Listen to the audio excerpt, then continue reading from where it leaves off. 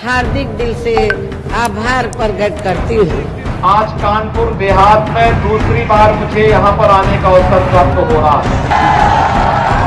इस चुनावी जनसभा में उपस्थित हमारे आदरणीय बुजुर्ग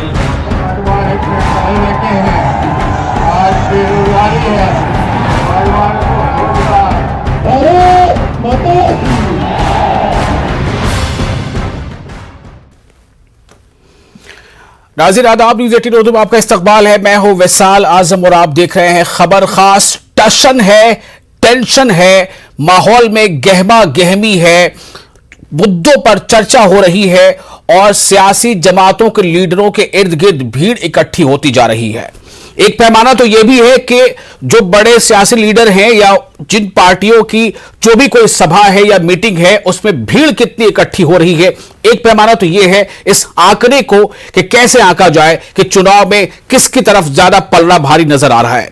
तो आज तमाम बड़े दिग्गज उत्तर प्रदेश के तीसरे मरहले से पहले इंतखाबी तशहीर में तमाम लोगों ने लगभग अपने आप को झोंक दिया। जहां एक तरफ पहली बार इस बार के चुनाव में मुलायम सिंह यादव ने खुद एक बड़ी अवामी रैली को खिताब किया, वहीं उसी मंच पर करहल में अखिलेश भी पहुंच गए। यानी एक ही मंच पर मुलायम भी, अखिलेश भी। दूसरी तरफ करहल में ही बीजेपी के बड़े लीडर पहुंचे हैं। अमित शाह की भी मौजूदगी रही। अमित शाह ने रोड शो भी किया है। योगी आदित्यनाथ भी लगातार एक के बाद एक सभाएं कर रहे हैं। तमाम छोटे बड़े वजीर हो या लीडर हो, वो इससे पीछे नहीं है कि कोई कमी रह जाए। हां, कुछ कमी कुछ खास पार्टियों की तरफ से नजर आ रही है। ऐसा कहा जा सकता है कि कुछ पार्टियां शायद बहुत ज्यादा एक्टिव नजर नहीं आ रही हैं। हो सकता है कि कुछ उनकी प्लानिंग हो अंडरग्राउंड, जिसे हम कहते हैं कई बार पर्दे के पीछे की प्लानिंग।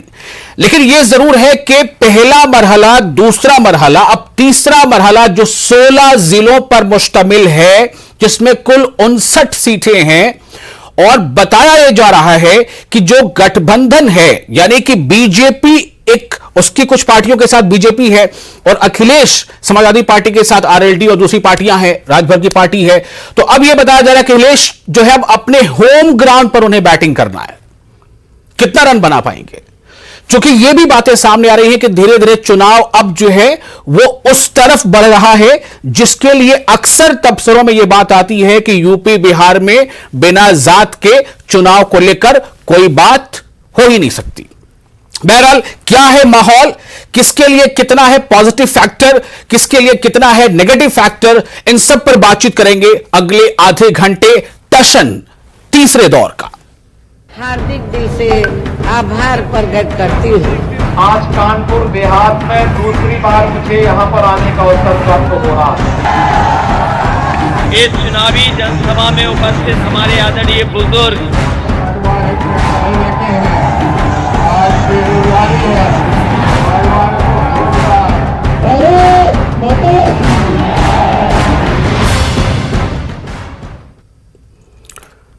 तो टशन तीसरे दौर का इस खास मौजू पर गुफ्तगू के लिए हमारे साथ बहुत ही खास पैनल है। हमारे साथ हैं प्रेम कुमार, पॉलिटिकल एनालिस्ट हैं, बहुत गहरी नजर और पकड़ रखते हैं आंकड़ों पर, बनते बिगड़ते हालात पर, बनते बिगड़ते समीकरणों पर, और इस बात पर भी कि किन बात से चुनाव के हालात बदल सकते हैं, कौन सी ऐसी बात है जो जीतते हुए को हरा सकती है।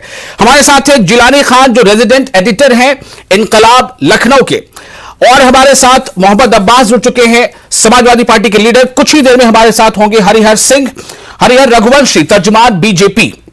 मैं सबसे पहले प्रेम कुमार जी आपके पास आना चाहूंगा। ये जो तीसरे फेज का टशन है, इसे आप किस तरह देखते हैं? हालांकि मुझे याद है पिछली बार जो आपने एक कमेंट दिया था कि दूसरे मरहले के बारे में, कि दूसरे मरहले का जो डेटा है वो क्या कहानी अब तक कहता आ रहा है। फिर भी मैं जानना चाहता हूं कि तीसरा फेज कितना अहम है, कितना अलग है, यहां जाट है या नहीं है, जाटव है या नहीं है, तो कौन है, कौन सा फैक्टर ऐसा है जो ज्यादा कारगर करेगा? क्यों अखिलेश यादव ने अपने कैंपेनिंग के स्टाइल का गियर चेंज कर दिया है? वो जात की बात कर रहे हैं मंच से। प्रेम कुमार जी। बहुत महत्वपूर्ण सवाल है विशाल जी। देखिए, जो तीसरा चरण है इसमें 3 इलाके आते हैं। पश्चिम उत्तर प्रदेश का भी एक हिस्सा है, अवध है, बुंदेलखंड है, और इस हिसाब से चूंकि पश्चिम उत्तर प्रदेश का थोड़ा हिस्सा है और अवध और बुंदेलखंड की एंट्री हो रही है, इसलिए राजनीति भी थोड़ी बदलती दिख रही है। अब सिर्फ किसान नहीं है, अब किसान के अलावा एक ऐसा इलाका जो यादव बहुल है, वो भी इलाका है। एमवाई फैक्टर भी अब तक तो जैसे दूसरा चरण में एमवाई फैक्टर था, लेकिन इसमें एमवाई फैक्टर एक बार फिर से नए एंगल के साथ आएगा जिसमें यादवों की बहुलता होगी, वो भी है। तो इसलिए राजनीति बदल रही, इसमें एससी फैक्टर भी आ रहा है। तो नतीजा है कि आप देखेंगे सिर्फ समाजवादी पार्टी नहीं, दूसरे पार्टियों की भी भाषा अब बदल रही है। अब ये जो दौर है, इस दौर में बेरोजगार भी आएंगे, इस दौर में नौजवान भी आएंगे, इस दौर में सरकारी कर्मचारी भी आएंगे, ये सारे किसान के अलावा जुड़ेंगे। तो अब ऐसे इलाके में प्रवेश कर रहा है चुनाव जहां पर कि सबके लिए ऑप्शन है, और सबके लिए ऑप्शन से मतलब ये है कि किसान के अलावा मतलब दूसरे जो समीकरण है, कैसे दलित वोट को साधा जाए, कैसे ओबीसी वोट को साधा जाए, कैसे उन मुद्दों को साधा जाए जिससे कि नैरेटिव खड़ा हो सकता है सरकार के खिलाफ या सरकार के साथ। बीजेपी जाहिर है करहल में आज बड़ा मतलब सबकी नजर रही है, बीजेपी की भी, समाजवादी पार्टी की भी, और यह बताया जा रहा है कि करहल कहीं ना कहीं जो जिस वोट बैंक पर ज्यादा समाजवादी पार्टी बैंक करता है वो उसे अपनी एक राजधानी के तौर पर देख रहा है। मुलायम सिंह यादव भी आज पहली बार तस्वीर में नजर आए हैं। इस पर एक छोटा सा आपका रिमार्क प्रेम जी। जो इलाका है मैनपुरी, एटा, ये इन सारे इलाकों में यादव वोट बैंक बहुत महत्वपूर्ण है, और लेकिन सबसे महत्वपूर्ण है खुद मुलायम सिंह यादव जी। अब करहल विधानसभा क्षेत्र है, अखिलेश यादव को जितना लोग नहीं पहचानते उससे ज्यादा मुलायम सिंह की आवाज को, उनकी धड़कनों को लोग पहचानते हैं। सिर्फ यादव में ही नहीं, या गैर यादवों में भी उनका क्रेज है। अगर मुलायम सिंह यादव नहीं निकल कर आते तब वो बहुत बड़ा सवाल होता, लेकिन निकल कर आए हैं तो ये बड़ा सवाल नहीं है, ये बहुत जरूरी था। अखिलेश यादव जी को अगर मार्जिन के साथ चुनाव जीतना है, क्योंकि उनके मुकाबले एक मंत्री खड़े हैं और टक्कर देने के लिहाज से आए हैं, लेकिन मुलायम सिंह यादव जी के उतरने के बाद अब ये पूरा जो चुनाव है, तो क्या ये समझा जाए कि एक मजबूत कुनबे की एक सामने जाहिर किया जा रहा है? अब शिवपाल भी साथ में है, मुलायम सिंह यादव भी प्लेटफॉर्म पर है, एक ही मंच पर। इस चुनाव की यही खासियत है कि पिछले चुनाव में अखिलेश यादव जी के साथ जो लोग नहीं रहे थे वो उनके साथ वापस आए हैं। खास करके जो यादव वोट बैंक इनसे छिटक गया था, कोर वोट बैंक माना जाता है, उसकी वापसी हुई है। तो उसका जो चिन्ह है, उसका जो प्रमाण है, वो देखने को इस इलाके में मिलेगा जो यादव बहुल क्षेत्र है, और तीसरे चरण में वो पड़ रहा है। ठीक है, मैं प्रेम जी आपके पास फिर आऊंगा। हरिहर रघुवंशी जी हमारे साथ जुड़ चुके, तर्जमान बीजेपी। हरिहर रघुवंशी जी, करहल में आज अमित शाह भी पहुंचे, पूरा जोर है। अमित शाह ने कानपुर में रोड शो भी किया, योगी जी भी लगातार रोड शो कर रहे हैं। क्या वाकई तीसरा फेज बहुत ज्यादा चैलेंजिंग है? कितना कुछ इसमें हासिल होगा बीजेपी के लिए?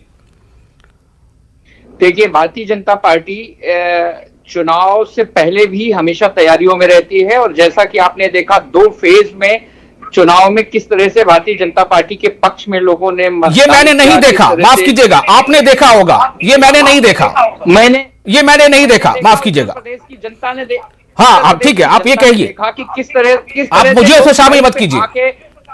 नहीं, किस तरह से माइक पे आके जो लोग मतदान कर रहे थे और उन्होंने क्या बयानात दिए, वो आपके भी चैनल। तीसरा फेज कितना चैलेंजिंग आपके लिए? कहा जा रहा है कि यादव बहुल इलाका है, बीजेपी को कितना बड़ा मुकाबला होगा इसमें, कितना बड़ा चैलेंज है ये? भारतीय जनता पार्टी के लिए चैलेंजिंग नहीं है, ये अखिलेश यादव के लिए चैलेंजिंग है, क्योंकि उनको अपने बीमार पिता को मैदान में लाना पड़ा, क्योंकि उनको पता था कि करहल में वो जीत नहीं रहे हैं, ये पॉइंट है। और मोहम्मद अब्बास समाजवादी पार्टी के लीडर है। अब्बास साहब, क्या अखिलेश जी को मजबूरन मुलायम सिंह यादव का सहारा लेना पड़ा है, चूंकि उन्हें पता है कि वो जीत नहीं रहे हैं? ऐसा बीजेपी के तर्जुमान का कहना है।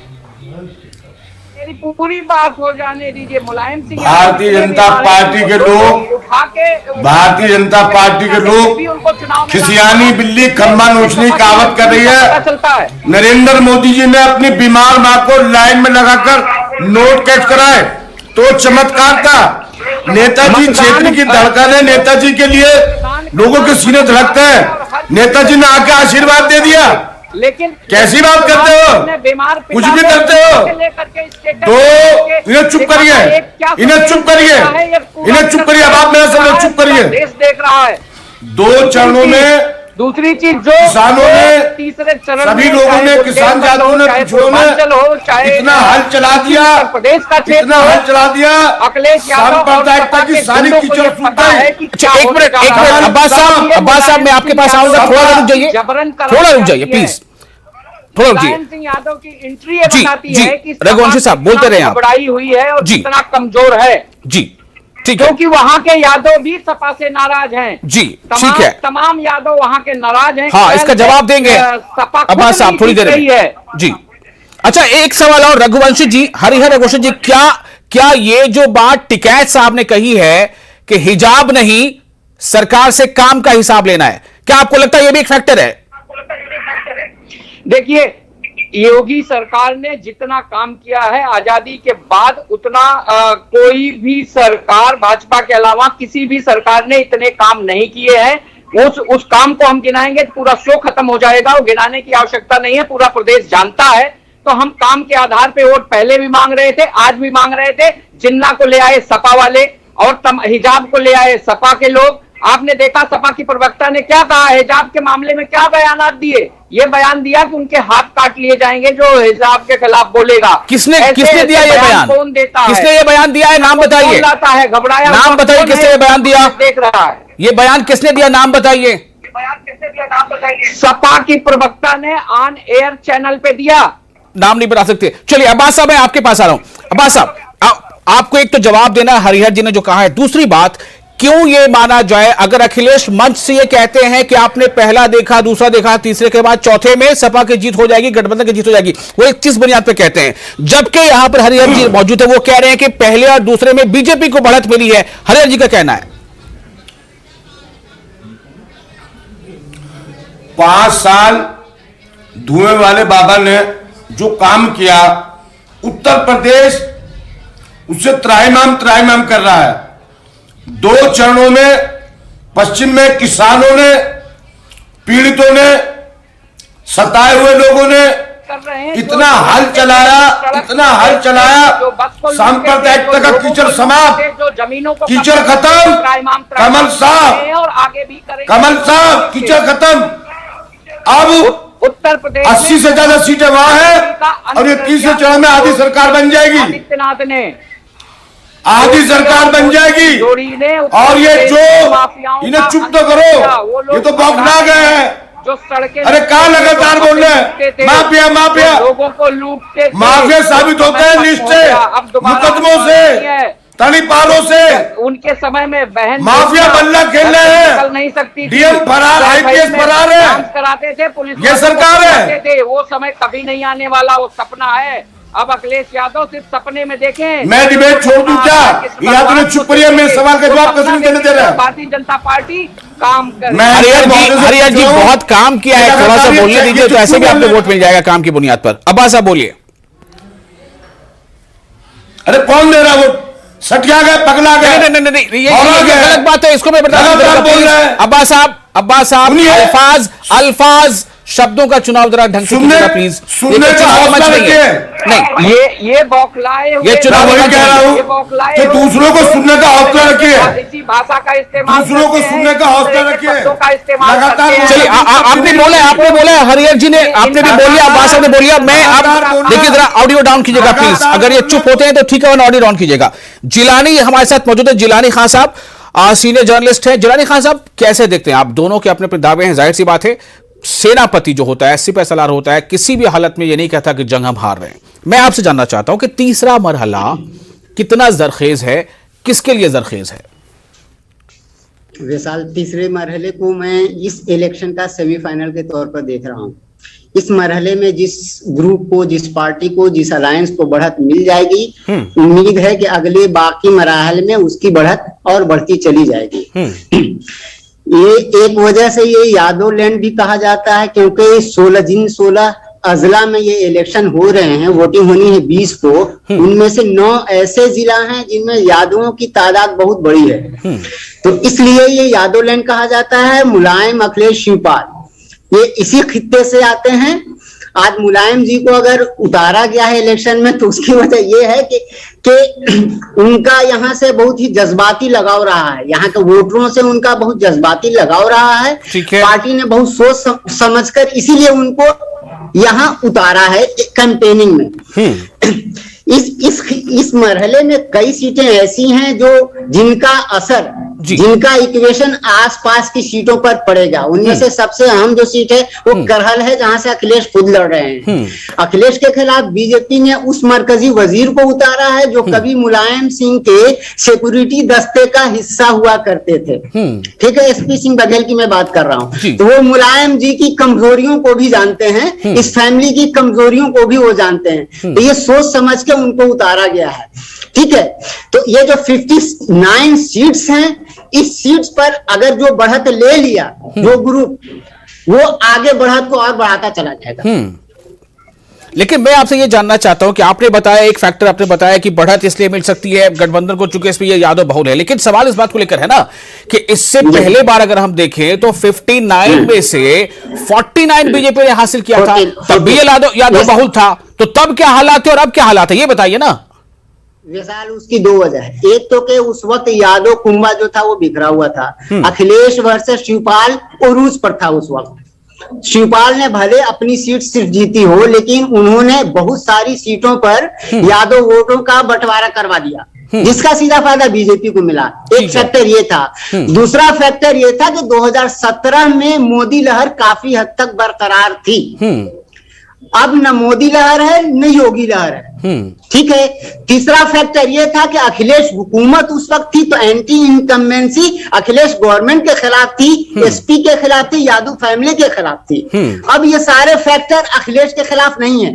अब योगी गवर्नमेंट के खिलाफ एंटी इनकम्बेंसी है, मोदी गवर्नमेंट के खिलाफ एंटी इनकम्बेंसी है। इस फेज में विशाल आप देखिएगा कि गंगा में जो लाशें तैर रही थी वो भी एक मौजू है, रिजर्वेशन भी एक मौजू है, क्योंकि ये एरिया जो है ओबीसी बहुल एरिया माना जाता है।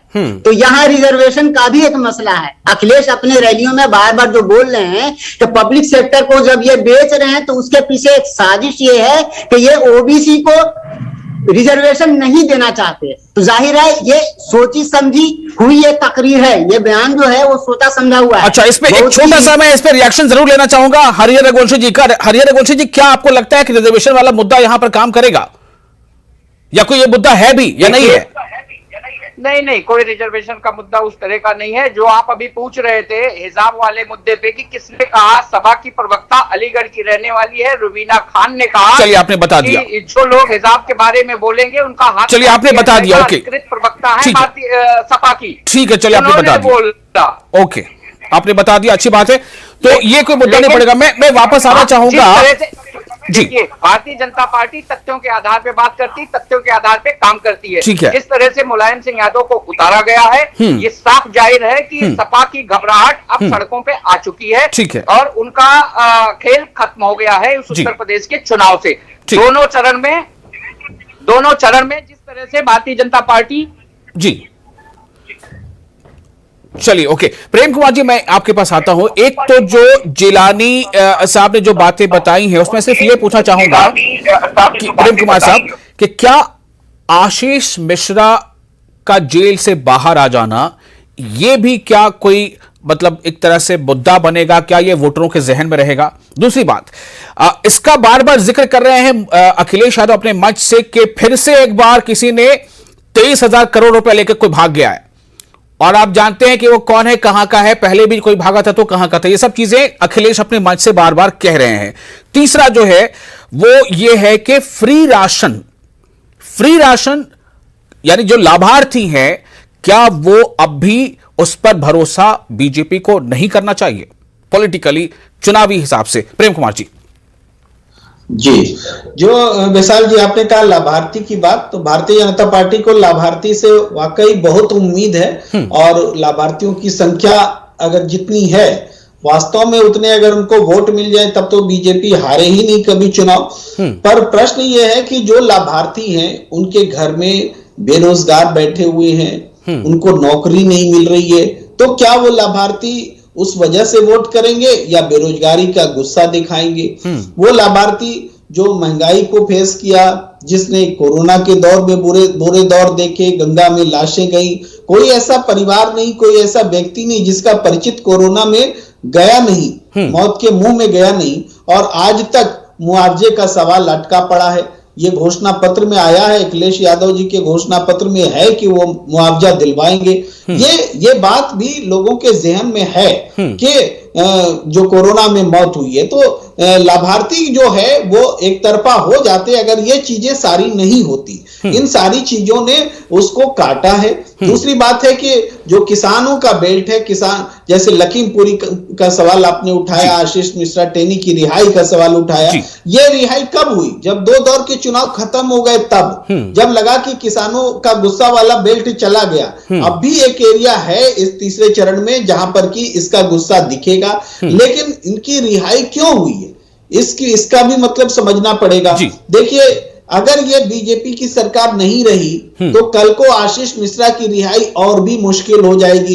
ये केंद्र में बैठे हुए मंत्री, केंद्रीय राज्य मंत्री उनके पिता समझ रहे हैं और इस वजह से ये रिहाई हुई है। ये जुडिशियरी में सीधे सरकार ने पक्ष नहीं रखा है मजबूती से, ये बात सामने आई है और एसआईटी की निगरानी में ये जांच हो रही है और भी आगे जांच हो रही है। लेकिन आपने बहुत बड़ी बात कह दी है प्रेम कुमार जी, यहां पर आपने एक बहुत बड़ी बात कर दी बिटवीन द लाइन।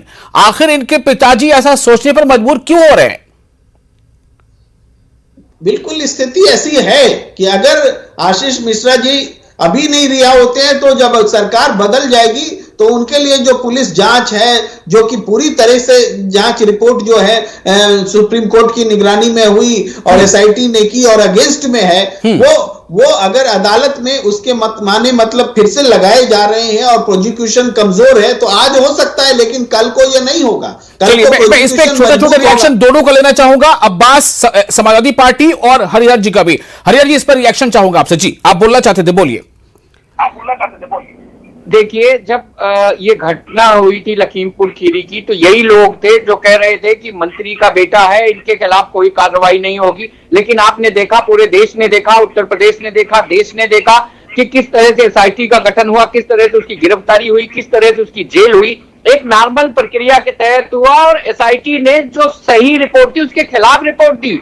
ऐसा नहीं है कि एसआईटी ने उसके फेवर में कोई रिपोर्ट दी। अगर कोई मामला जुडिशरी में है और कोर्ट कोई फैसला देता है, किसी को बेल देता है, किसी को कुछ करता है, तो उसमें सरकारों का रोल नहीं होता। ये वो लोग कह रहे हैं जो कोर्ट में सरकारों की ताकत का इस्तेमाल करके ऐसा करते रहे हैं। ठीक है, समाजवादी पार्टी से अब्बास साहब, आप कैसे देखते हैं तीसरे फेज के लिए कितना ये आपके फायदे का होगा या बीजेपी के फायदे का होगा, जो लखीमपुर के मामले के अहम मुलजिम जो बाहर आ गए हैं? अब्बास साहब। प्रेम कुमार जी ने बिल्कुल ठीक कहा। केंद्रीय सरकार को लग रहा है कि योगी सरकार जा रही है, धुआं खत्म हो रहा है, प्रदेश में प्रदेश का बेटा आ रहा है, उत्तराखंड के लोग पलायन कर जाएंगे, तो टेनी मिश्रा के बेटे नहीं छूट सकते, बल्कि और उनके खिलाफ गंभीर धाराओं में मुकदमे दर्ज होके सदा उन्हें फांसी के फंदे तक जाने तक आजादी नहीं मिलेगी। खाली उसके बेटे नहीं बल्कि टेनी मिश्रा के खिलाफ भी पूरा मामला संज्ञान में सरकार लेकर चलाएगी। उसी वजह से भारतीय जनता पार्टी की घबराहट, केंद्र सरकार की घबराहट ने उसे आनंद फानंद में रिहा कराया। मगर याद रख लेना, मैं आपके सम्मानित चैनल के माध्यम से जिस तरह से थार से किसानों को रौंद डाला था, जनरल डायर ने भी ऐसी हरकत नहीं की। जिस तरह से केंद्रीय गृह मंत्री ने कराई साजिश करके, इसका किसान हिसाब चुकता करेंगे। किसान 2 चरणों में समाप्त कर दिया, तीसरे चरण में इससे बुरा हाल करने जा रहे हैं। 10 मार्च तक बंद कर पलायन करना पड़ेगा। अयोध्या से टिकट नहीं मिला, मथुरा से टिकट नहीं मिला, प्रयागराज से नहीं मिला। हरिहर जी बोलने दें इन्हें प्लीज। मत कराइए, सरकार से बाहर करके चले जाएंगे, उत्तराखंड में भेजा जाएगा। चले जाएंगे। कुछ लोगों ने चुप करिए, ये आपकी डिबेट को मच्छी बाजार बना रखा है भाजपा के लोगों ने। हरिहर जी प्लीज, आपने जब मुझे बोलने का आप इतने कायदे से बिल्कुल सबको मैंने बराबर का मौका भी दिया है, कोई ये नहीं कह सकता कि आप मेरे पास नहीं आ रहे या मुझे मौका नहीं दे रहे, फिर भी आप अगर इस तरह से कहेंगे तो फिर बात किसी के समझ नहीं आएगी। जिलानी मैं आपके पास आना चाहता हूं। अब्बास साहब, आपकी आवाज वैसे भी भारी है, ज्यादा बुलंद आवाज आपकी है, आपकी आवाज सुन ली लोगों ने, प्लीज थोड़ा सा। जिलानी, सवाल यहां पर यह है, मुलायम सिंह यादव आज मंच पर थे तो उन्होंने मंच से तारीफ की, बिल्कुल वैसे जैसे वजीर आजम कहते हैं कि इतना बड़ा जन सैलाब, तो उन्होंने भी इससे तारीफ की। उन्होंने कहा कि किसान, नौजवान और व्यापारी, बार बार मुलायम सिंह यादव ये कह रहे थे, क्या इस बेल्ट में ये तीनों फैक्टर, ये तीनों कम्युनिटी बहुत कारगर हैं? वैशाली ये आलू बेल्ट के लिए भी जाना जाता है। तीसरा फेज जो है वो आलू बेल्ट भी है। आलू बेल्ट में मुलायम जी ने बहुत सारे काम कराए हैं। बेरोजगारी तो कारोबारी और व्यापारी, कोई रोजगार नहीं, 2 करोड़ रोजगार का धोखा और 4 करोड़ लोगों की नौकरी छीनने। अब्बास जी मनीष गुप्ता को प्लीज, गोरखपुर में अब्बास जी योगी जी की पुलिस ने मार गिराया। प्लीज प्लीज प्लीज, एक मिनट, मुझे जिलानी साहब को सुनना है। जिलानी साहब बोलिए। मनीष गुप्ता को, इनको शांत करवाइए। जिलानी साहब बोलिए। मनीष गुप्ता को मारा, व्यापारी उसका हिसाब चुकता करेंगे। ये सुन नहीं सकते, तकरीर बताता है। इनको ये ठोकने वाली बात है, ये समझते हैं। चलिए, मुझे लगता है कि किसे शांत कराना है ये तीसरे फेज की आवाम ही तय कर देगी। छोड़िए, बहुत शुक्रिया प्रेम कुमार जी आपका, जिलानी साहब, अब्बास साहब और हरिहर वशी जी, बहुत शुक्रिया इस खास मौजूद पर अपना वक्त देने के लिए। नाज़रीन आपका भी शुक्रिया, मुझे दीजिए इजाजत, आदाब।